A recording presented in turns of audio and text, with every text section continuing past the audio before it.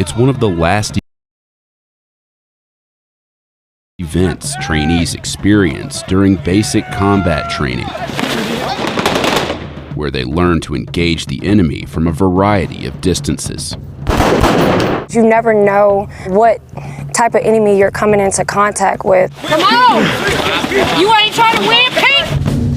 Then you go under, never over with the prep hand, set it in and do it, right? Yes, Sergeant. In the Modern Army Combatives Program, or MACP, trainees are taught fighting techniques including strikes, takedowns, and submissions like chokeholds. Whenever they have to close in at that 0 meter range on the enemy, the tools they have to build that confidence to be able to know what they need to do when the time comes, when someone either grabs their weapons or they get taken to the ground, what they can do to protect themselves. And then I curl the wrist. He's already almost wanting to tap. See how fast he's ready? Yes. Now I draw my elbows in, and he's tapping. Okay?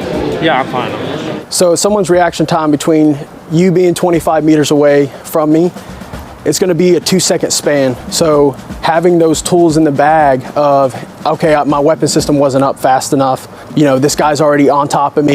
So it's just giving them that tool to be able to know what to do at that 0 meter range.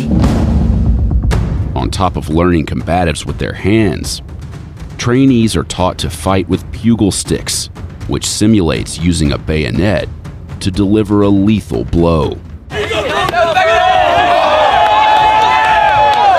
Trainees put their combative skills to the test in a company-wide bugle stick competition as they near the end of their basic combat training. Are you ready? Fight!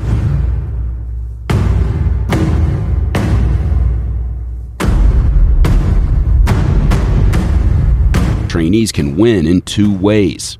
The fighter who delivers a disabling blow wins, or the instructor can stop the fight and declare a winner. Winner by submission. We're looking for major hit areas like jabs to the face, the neck, or the stomach area. So their main focus is to maintain their fighter stance on their feet so that they're not letting their opponent knock them over. Because if they can take control and maintain control of a situation, they'll be able to pull themselves out of the situation or dominate their opponent.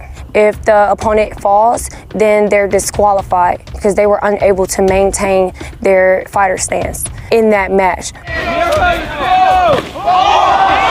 The platoon that wins the most fights receives a reward. You ain't trying to win, Pete? You ain't doing it for the platoon? You ain't doing it for the platoon? Let's go! The winner of each match remains in the ring until they are defeated by another opponent. Winner by most disabling blows. One trainee lasted longer than the rest. I'm Daniel Ruiz. There was a lot of adrenaline rush. My thoughts of protecting myself and providing a proper strike was all into my game plan. I did a Superman punch in one of my fights. My senior drill sergeant saw me execute, and I was really happy I was able to hit with that strike. It was one of my favorite strikes. Ruiz, he has a lot of strength behind him, and he also maintained his breathing as much as he could. A lot of times he would get the first disabling blow, which gives him the win. And that shows us that he's not afraid to get in there and finish the fight and make a strike if need be.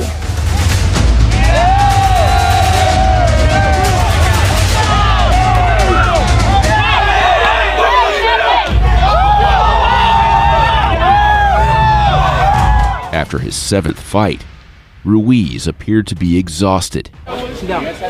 Sit down,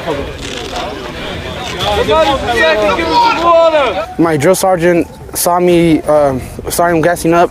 He gave me motivation in order for me to push forward, saying I had the strength in order to overcome the obstacles. You get this last win, guy. You set in stone.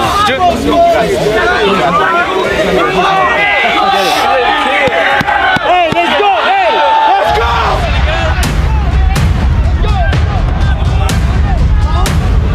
Kept pushing forward until my last fight. That's when my gas tank gave up, and that's when I started absorbing more blows.